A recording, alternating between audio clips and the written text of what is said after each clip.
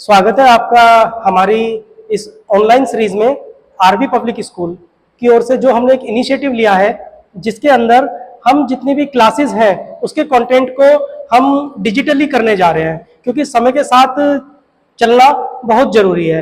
Initiative लिया है जिसमें हम जितनी भी क्लासेस हैं सारे मटेरियल को हम डिजिटलाइज करने जा रहे हैं। तो उसी डायरेक्शन में आज हम क्लास 4th की सीरीज को स्टार्ट कर रहे हैं। मैथमेटिक्स को पढ़ाएंगे, जिसके अंदर हम चैप्टर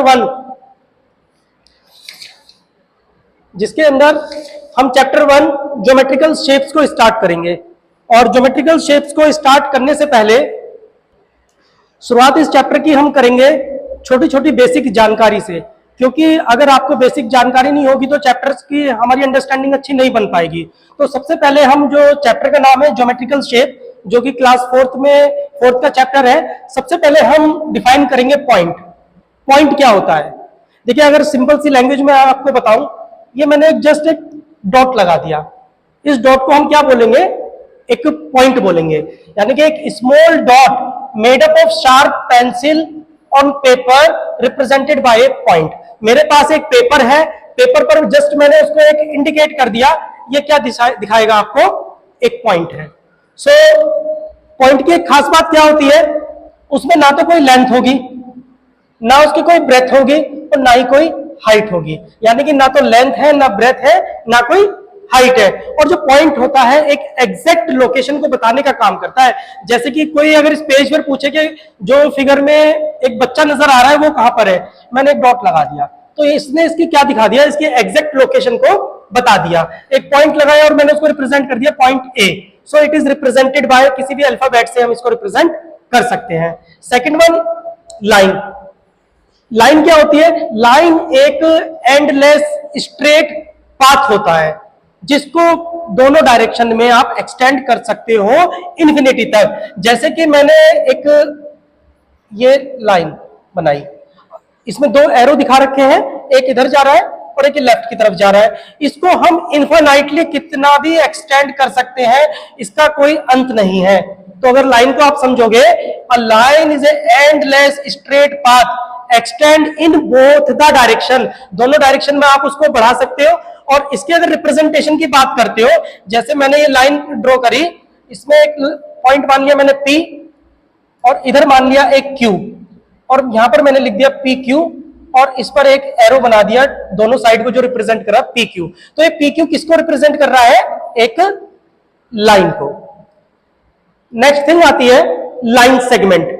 देखिए, जैसे लाइन होती है, लाइन में हमने क्या सीखा कि इसको दोनों डायरेक्शन में आप इसको एक्सटेंड करते जा रहे हो। लेकिन लाइन सेगमेंट में क्या होता है? वो जो पाथ होता है ना, फिक्स्ड होता है। जैसे कि ये लाइन थी, एक लाइन के मैंने 2 पॉइंट फिक्स कर दिए, एक पॉइंट इधर और एक पॉइंट इधर, और इस पोर्शन को मैं बाहर निकाल लेता हूं, और मैंने इसको ये पोर्शन को बाहर निकाल दिया और इसको नाम दे दिया AB। तो ये आपका कहलाएगा लाइन सेगमेंट। यानी कि लाइन सेगमेंट का मतलब होता है एक fixed path. So a part of line, जो लाइन सेगमेंट होता है, पार्ट होता है लाइन का, उसको हम क्या बोलेंगे? Line segment. इसके भी 2 एंड पॉइंट होते हैं। देखिए, डिफरेंस दोनों में क्या रहेगा?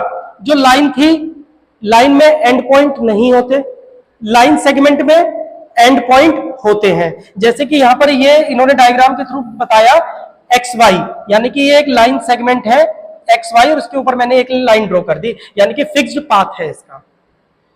नेक्स्ट वन आती है रे। A ray is a straight path that has one end point।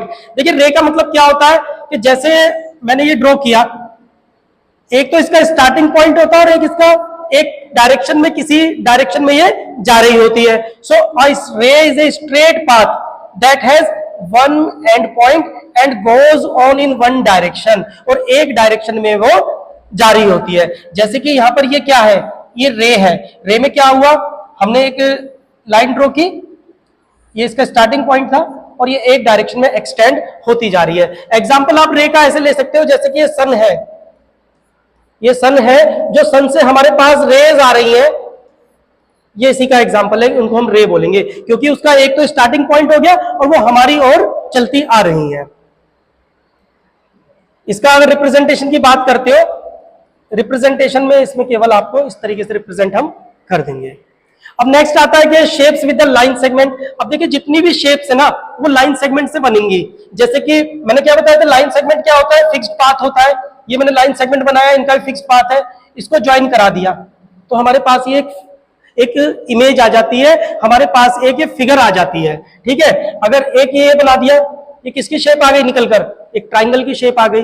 अगर मैं 4 लाइन सेगमेंट को इस तरीके से ड्रॉ कर दिया, ये आपके पास क्या आ गया, ये आपके पास एक स्क्वायर आ गया। सो आप लाइन सेगमेंट की हेल्प से डिफरेंट टाइप की शेप्स बना सकते हो।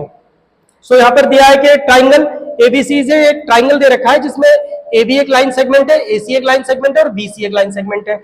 और अगर इस फिगर की बात करते हो, इसमें कितने लाइन सेगमेंट है, 1 2 3 4, यानी कि एक तो पी क्यू था, फिर क्यू आर था, दूसरा एस आर है और तीसरा ये आपका आ गया पी एस। और रिप्रेजेंटेशन के लिए मैंने क्या बताया था, इनके ऊपर एक लाइन ड्रॉ कर देते हैं।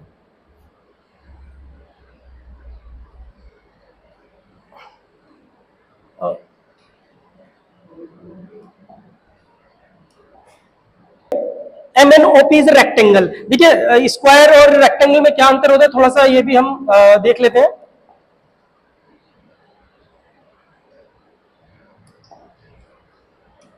देखिए जो पीछे स्क्वायर बना था ना, स्क्वायर में जो जितने भी लाइन सेगमेंट है सभी इक्वल होंगे। ये हमारा एक स्क्वायर है, एग्जैक्ट फिगर नहीं बन पाएगी, लेकिन इसके ये ए बी सी डी, ये मैंने ए बी सी डी एक स्क्वायर बनाया, ये ए बी बराबर होगा बीसी के, बराबर होगा ये डीसी के, और ये भी बराबर होगा एडी के। तो ये आपका हो जाता है स्क्वायर। ओके, बट अगर रेक्टेंगल आपको लाइन सेगमेंट का यूज करके बनाना है तो उसमें जो एक पेयर होगा लाइन सेगमेंट का वो इक्वल होगा। जैसे अगर मैं देखो एम एन इक्वल है पी क्यू के और एम पी इक्वल है एन क्यू के, तो ये आपका हो जाता है rectangle. So MNOP is rectangle, it has 4 line segment. कौन कौन सा, एम एन, एनओ, ओपी और PM. And rectangle has opposite sides of equal length. जैसे कि स्क्वायर के अंदर सभी साइडें बराबर थी, उसी प्रकार रेक्टेंगल में केवल और केवल अपोजिट साइडें बराबर होंगी। सो आज की इस इंट्रोडक्टरी वीडियो थी जिसमें मैंने कुछ थ्योरी को डिस्कस किया है। आई होप चीजें समझ में आ रही होंगी, और अगर आपको लगता है कि कुछ इसमें और इंप्रूवमेंट की गुंजाइश है तो आप कमेंट कीजिएगा, और वीडियो को हमारी आप और ग्रुप में भी इसको शेयर कर सकते हो। चैनल को लाइव कीजिए, और हमारा प्रयास है आने वाले समय में और वीडियो को और अच्छी वीडियोस हम आपके सामने लेके आएंगे। Thank you for watching this.